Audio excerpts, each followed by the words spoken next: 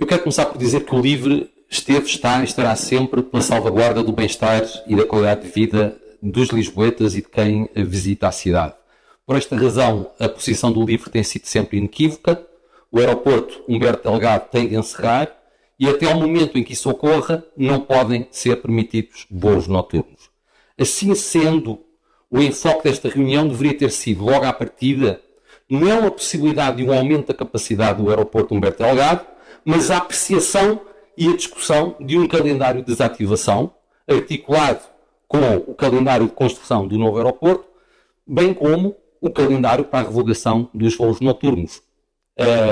Nós entendemos que a infame portaria, a portaria 303A de 22 de março de 2004, aquela que abriu a possibilidade de termos durante estes últimos 20 anos voos noturnos em Lisboa, devia ser revogada. Portanto, devíamos estar hoje aqui a discutir a data em que iria ocorrer essa revogação, ou pelo menos defender que a Câmara Municipal de Lisboa iria defender junto do Governo a necessidade da revogação dessa portaria. E é importante salientar que, para o LIVRE, este plano de gestão de ruído que agora está em consulta pública também tem de ser revisto. E nele deve estar programada, então, a abolição e o fim dos voos noturnos, encerrando a atividade do aeroporto não apenas naquelas escassas 6 horas que até estava referido na portaria, mas passando a fazer aquilo que outras cidades europeias fazem, e que é um limite no número das descolagens, um novo limite no âmbito das descolagens entre as 11 horas da noite e as 6 horas da manhã, e no que diz respeito às aterragens entre as 11 horas da noite e as 7 horas da manhã. Este caminho, que é um caminho inequívoco, é um caminho rumo a um futuro em que os lisboetas passariam a ter mais conforto, mais qualidade de vida, mais bem-estar e mais saúde. É o caminho que a Câmara Municipal deve defender junto do Governo e junto à ANA. E é um caminho que não só faz sentido, como repõe direitos constitucionais. E porquê? Porque o direito ao descanso, à tranquilidade e ao sono são direitos fundamentais que estão constitucionalmente consagrados. Estão constitucionalmente consagrados no que diz respeito à integridade física da pessoa, portanto, artigo 25º da Constituição da República Portuguesa, mas também do ponto de vista do ambiente e da qualidade de vida, o artigo 66º. Portanto, tomando em consideração em tudo isto que eu tive aqui a dizer, é até, de certa forma, surreal que aquilo que nos trouxe a esta reunião não tenha sido precisamente a apreciação de um calendário de desativação do aeroporto, mas propostas e intenções de expansão. O surrealismo é particularmente ilustrado pela ausência de um conhecimento fundamental, um desconhecimento fundamental que nós temos tido praticamente durante as últimas décadas enquanto discutimos velhos e novos aeroportos.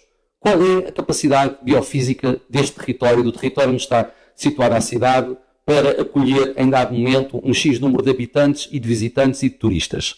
Qual é a capacidade do ponto de vista biofísico? Qual é a capacidade do ponto de vista das infraestruturas, do abastecimento de água, do saneamento básico, da capacidade de resposta dos serviços de emergência? Qual é o limite, o número limite, que limites existem para a permanência de população humana nesta região? Porque quando se tenta justificar um aumento da oferta com base num aumento da boa procura de turismo, devia-se, no mínimo, conhecer estes limites. A verdade é que nós não conhecemos, temos vivido com esse desconhecimento. Mas se existem alguns indícios de que existem, de facto, limites, é que esses limites já foram ultrapassados.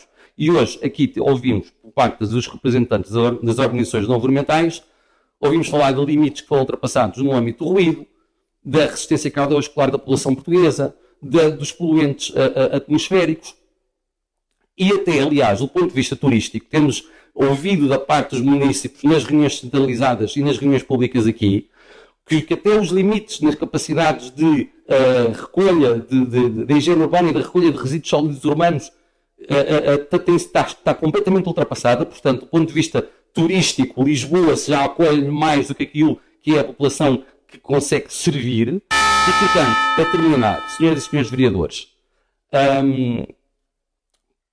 Ânima Aeroportos é a empresa que está, neste momento, com a intenção clara de expandir a atividade do aeroporto Humberto Delgado.